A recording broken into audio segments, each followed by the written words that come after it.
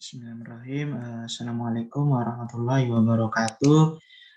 Di sini kami dari kelompok D11 ingin mempresentasikan terkait data-data dari olahan mentah maupun menjadi data tes statistik non-parametrik, yakni yang berjudul optimalisasi wakaf dalam mencapai SDGs No Poverty atau tanpa kemiskinan.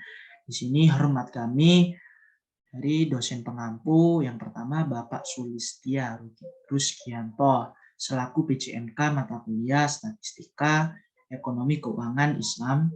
Yang kedua yakni Ibu Mary Indri Hapsari, yang ketiga yakni Bapak Bastomi Fahri Susak. Baik.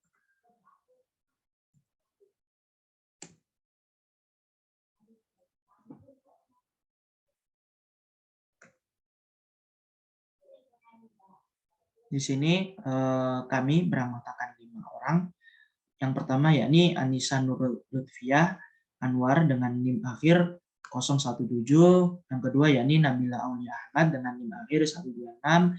Saya sendiri Muhammad Fatur Rahman dengan NIM akhir 196. Firman Agus Setiawan dengan NIM akhir 203. Yang terakhir yakni Amalia Akmarina dengan NIM akhir 231.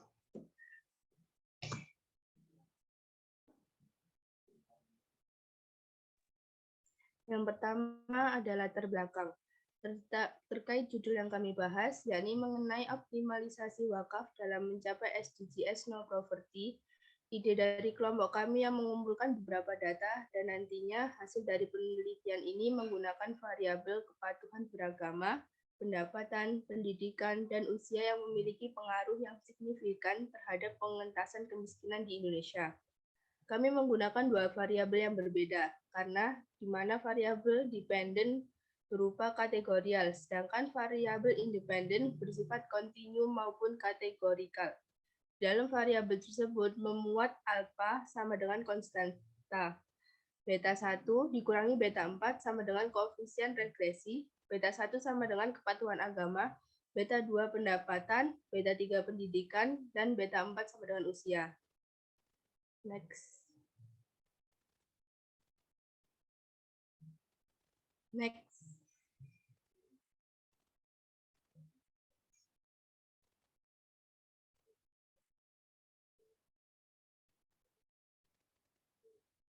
Kemudian, kami nanti akan menguji hasil hipotesis pada produk yang tergolong miskin dan wilayah yang mempunyai potensi wakaf produktif.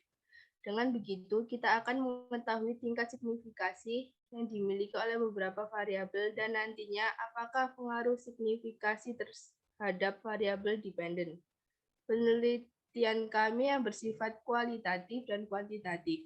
Sifat kualitatif berupa kolektif data, baik dari jurnal maupun sumber-sumber yang bersangkutan. Dan data kuantitatif kami menggunakan data-data dari BPS, BWI, dan badan atau lembaga yang berkaitan dengan penelitian kami. Next.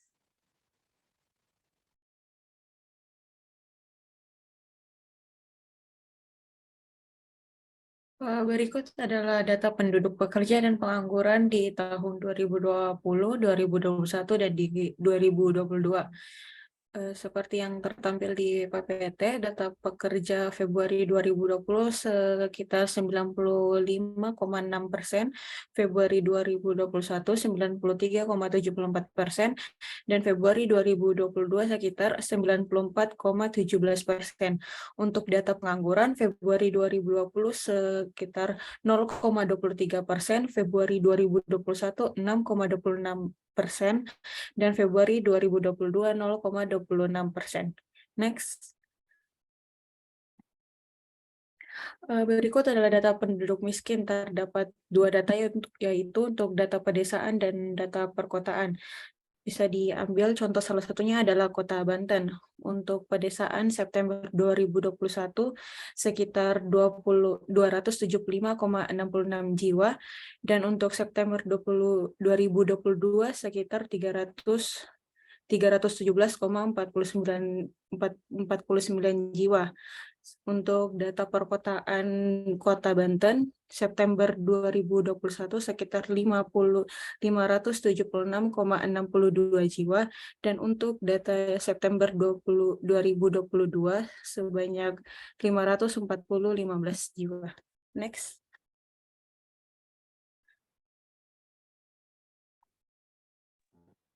Berikut ini adalah data wakaf di Indonesia.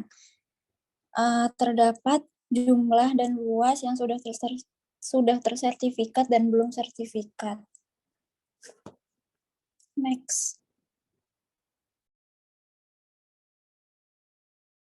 Baik, dari keseluruhan data tersebut, kami mendapati bagian untuk menguji tes statistik non-parametrik untuk data ordinal.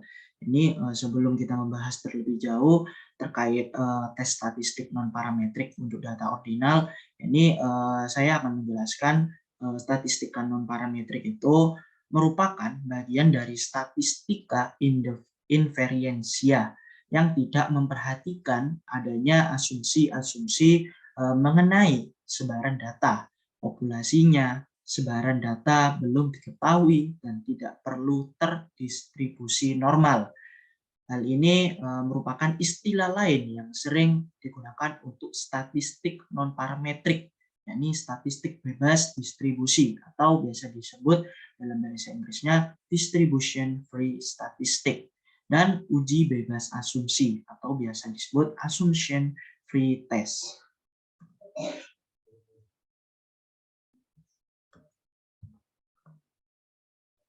Baik, di sini ada tingkat penyebaran penduduk miskin dalam lingkungan desa di Pulau Jawa di tahun 2020 hingga 2021. Di sini kami mengutip dari data-data Badan BPS atau biasa disebut yang kemudian bahwa data penduduk miskin itu di desa di Pulau Jawa tahun 2020. Di sini kami mengambil 5 sampel provinsi. Yang pertama ada Provinsi Banten, yang kedua ada Provinsi Jawa Barat, yang ketiga ada Jawa Tengah, yang keempat ada Daerah Istimewa Yogyakarta, yang terakhir yakni adanya Jawa Timur. Kami di sini mengambil 5 sampel provinsi terbesar di Pulau Jawa.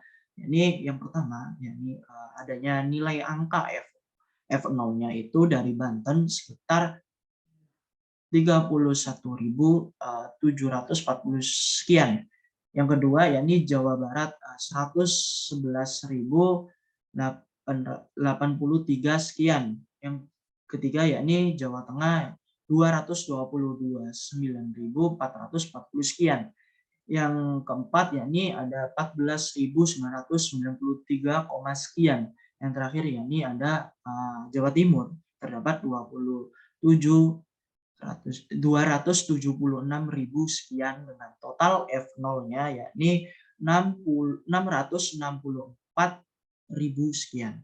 Yang kedua, yakni ada FE. Yang di sini nilainya itu sama, yang menunjukkan bahwa total FE itu dengan total F0 sama.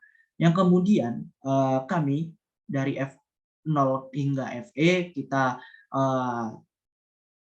kita excelkan yang nantinya itu harus must be atau harus bernilai angka 0, karena nanti sebarannya itu menunjukkan angka tersebut validitasnya atau data terkait itu harus menunjukkan nilai 0. Kemudian ada F0 kurangi FE dengan akar pangkat 2 dengan total 5.300.000 sekian, yang kemudian di sini kami mengasumsikan data ordinalnya itu untuk Provinsi Banten itu kurang dari data yang disebarkan. Kemudian Jawa Barat itu juga sama, kurang. Yang ketiga Jawa Tengah itu plus, naik karena di sini bertandakan positif. Yang keempat yakni Daerah Istimewa Yogyakarta itu bertandakan ordinal negatif. Yang terakhir Timur itu bertandakan ordinal dengan nilai asumsi bahwa hal ini adalah persebarannya itu negatif juga.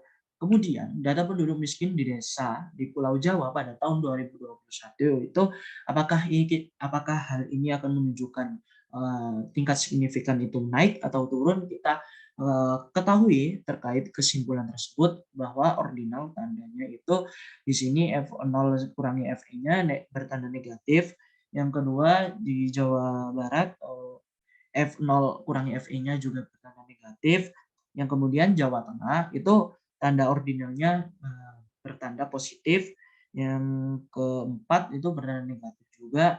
Dan terakhir bahwa F0 dan FE-nya juga sama. Itu menandakan nilai 0, harus nilai 0 dari data-data persebaran tersebut. Di sini kami mengambil tes parametrik dengan asumsi bahwa teori goodness of fit itu mempunyai nilai kesamaan, bahwa signifikasi dan nilai kritis itu bisa dihitung dalam teori goodness of fit. Bahwa uji goodness of fit itu merupakan salah satu uji non-parametrik yang paling sering digunakan, karena tujuannya untuk menentukan seberapa tepat frekuensi yang diobservasi dengan frekuensi yang diharapkan. Nanti tentunya semakin kompleks suatu model pengukuran atau suatu konsep, maka tentu saja akan semakin kompleks pada instrumen yang diperlukan dalam pengujian kesesuaian atau kecocokan model yang diperlukan.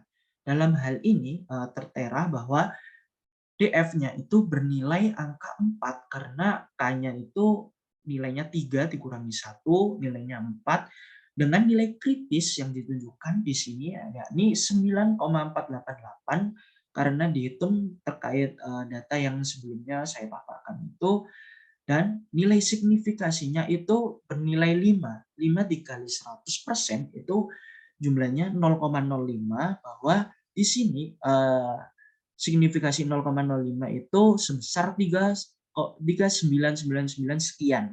Di sini karena tolak H0-nya itu tidak ada perbedaan antara F0 dan FE atau tingkat sebaran penduduk kemiskinan di beberapa kota di Indonesia itu merata. H1-nya itu menunjukkan bahwa terdapat perbedaan antara F0 dan FE atau tingkat sebaran penduduk kemiskinan di beberapa kota di Indonesia itu mengalami ketimpangan yang cukup memprihatinkan antara 5 kota sampel yang sudah kami jelaskan di awal. Kemudian di sini saya akan menjelaskan bahwa gagal tolak H0 itu sama seperti bahwa kita dalam H0 itu di Indonesia persebarannya tidak merata. Karena di H1-nya itu kemiskinan di beberapa kota mengalami ketimpangan yang cukup memprihatinkan, yang ditampilkan di sini bahwa hal tersebut merupakan tidak gagal tolak H0 karena masih dalam lingkup 9,488. Baik, di sini saya akan menjelaskan lagi terkait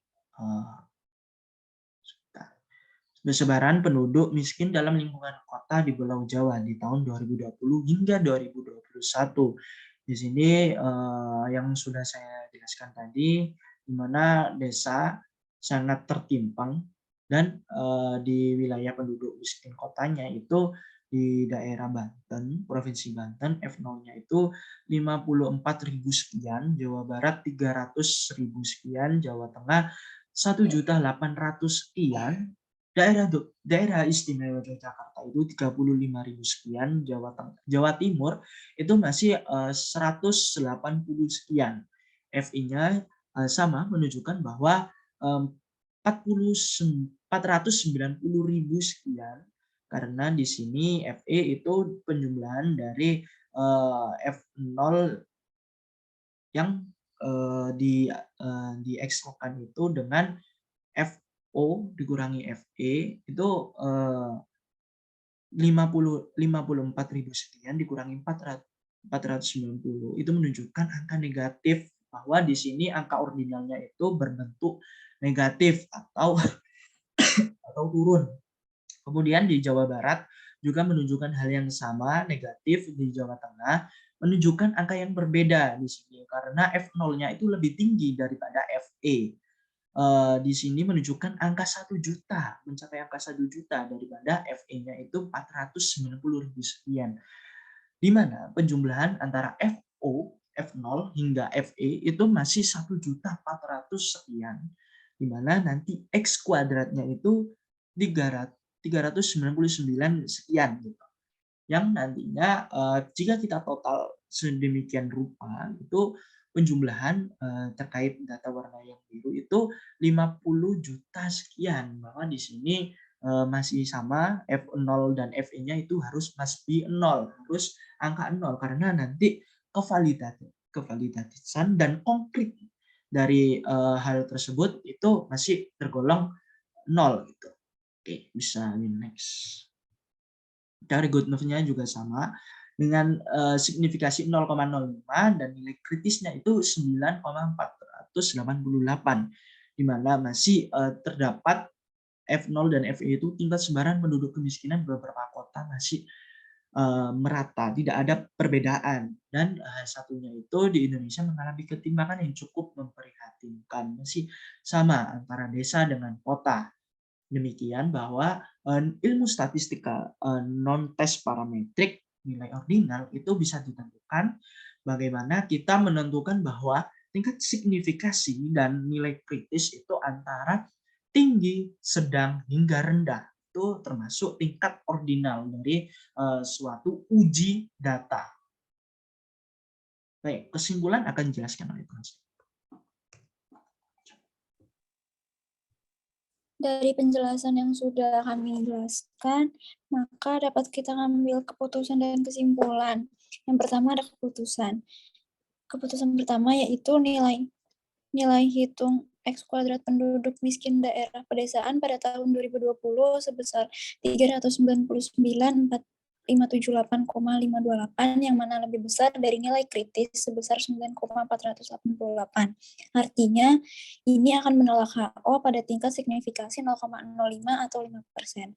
Yang kedua, ada nilai hitung X kuadrat penduduk miskin daerah pedesaan pada tahun 2021 sebesar 367.4.069,798. Ini yang mana lebih besar daripada nilai kritis sebesar 9,488, artinya ini akan menolak HO juga pada tingkat signifikasi yang sama yaitu 0,05 atau 5%. Yang ketiga ada nilai hitung X kuadrat penduduk miskin daerah pedesaan pada tahun 2021 sebesar 508.5.357,166 yang mana ini juga lebih besar daripada nilai kritisnya yang sebesar 9,488. Artinya ini juga akan menolak HO pada tingkat signifikasi yang sama 0,05 atau 5%. Yang terakhir ada nilai hitung X kuadrat penduduk miskin daerah pedesaan pada tahun 2021 sebesar 302.0439,921 yang mana ini juga lebih besar dari nilai kritis sebesar 9,488. Artinya ini juga menolak HO pada tingkat signifikasi 0,05 atau 5%. Untuk kesimpulannya yaitu dapat disimpulkan bahwa tingkat sebaran penduduk kemiskinan di beberapa desa dan kota di Indonesia, khususnya di Pulau Jawa, mengalami ketimpangan yang cukup memprihatinkan. Dan diharapkan melalui instrumen wakaf dan zakat bisa memperbaiki situasi tersebut. Sekian dari kelompok kami.